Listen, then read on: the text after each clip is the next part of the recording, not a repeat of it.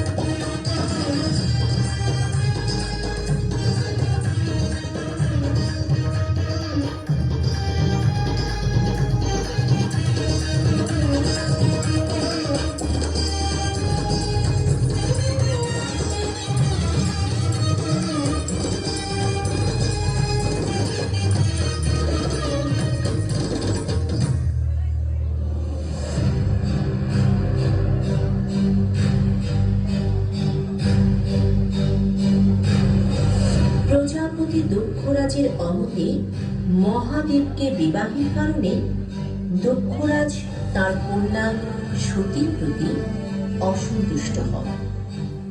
না না না, এই বিবাহ আমি মানি না। শিব আমার প্রিয় কন্যা পার্বতীকে নিয়ে ঘর করার যোগ্য নয়। তিনি শ্মশানচারী, অশ্ব বেঁধে থাকে, গৃহস্থ ধর্ম পালন করে না। আমি আমার কন্যাকে এমন অসুচি ও অদ্ভুত স্বভাবের লোকের হাতে দিতে পারি না। এজন্যই সতীর সঙ্গে শিবের বিবাহের পরও দক্ষ রাজার মনে ছিল অপমান।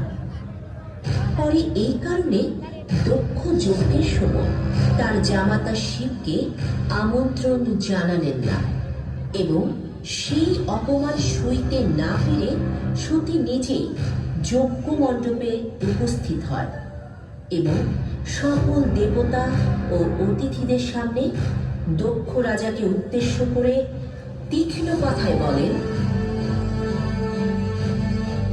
যে ব্যক্তি নিজের জামাতা মহেশ্বরের মতো সর্বশ্রেষ্ঠ যোগীকে জেনে শুনে অসম্মান করে তাহাকে আমি পিতৃদেব বলে মেনে নিতে পারি না। যে শরীর আপনার মতো রাজার পিতৃ পরিচয় নিয়ে জন্মেছে, সেই শরীর ধারণ করে আমার মহেশ্বরের অবমাননা সহ্য করা পাপ। এই দেহ আমার পরমেশ্বরকে বুঝিবার যোগ্য নয়। তাই আমি আমার এই দেহ অগ্নিকুণ্ডে আহুতি দিচ্ছি। ওম নমঃ শিবায়, ওম নমঃ শিবায়, ওম নমঃ শিবায়, ওম নমঃ শিবায়, ওম নমঃ শিবায়, ওম নমঃ।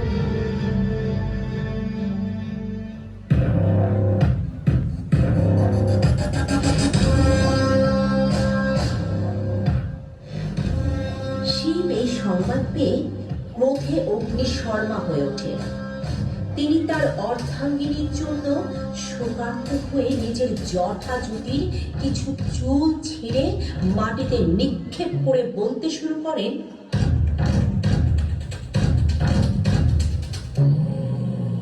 হে বিশ্ব ব্রহ্মাণ্ডের দেবতাগণ, যজ্ঞের নামে যে অন্যায় হয়েছে এবং আমার সহধর্মিণী সতীকে এভাবে অসম্মান করে আত্মাহুতির পথে ধাবিত করা হয়েছে, এর প্রতিশোধ আমি নেবই। এরপর শিব সেই ছিঁড়ে ফেলা জটা জুটির একটি থেকে বীরভদ্র এবং আরেকটি থেকে ভদ্রকালী সৃষ্টি করেন। তাদের নির্দেশ দেন, যাও, যজ্ঞ ধ্বংস করো, দক্ষকে শাস্তি দাও।